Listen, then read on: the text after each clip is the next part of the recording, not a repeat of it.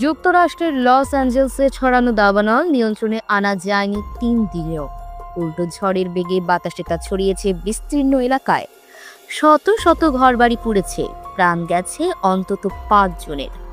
ভয়াবহ এই দুর্যোগ মোকাবেলায় হিমশিম খাচ্ছে লস অ্যাঞ্জেলস। প্রতিবেশী কাউন্টিগুলো থেকেও আনা হচ্ছে আগুন নেভানোর সরঞ্জাম ও কর্মী বাহিনী। যুক্তরাষ্ট্রের দ্বিতীয় বৃহত্তম শহরটিতে কেন দাবানল এমন নিয়ন্ত্রণের বাইরে চলে গেছে, সেই প্রশ্নটি এখন সামনে আসছে। দেশটির কর্মকর্তারা বলছেন, দীর্ঘ সময় বৃষ্টি না হওয়ার ফলে খরা আর প্রবল বাতাসের কারণে দাবানল দ্রুত ছড়াচ্ছে। বিবিসি লিখেছে, দাবানল এমন ভয়ঙ্কর হয়ে ওঠার পেছনে জলবায়ু পরিবর্তনকেও কারণ হিসেবে বিবেচনা করা হচ্ছে। যদিও ঠিক কোন কোন বিষয়গুলো এর জন্য দায়ী সেটি এখনো স্পষ্ট নয়।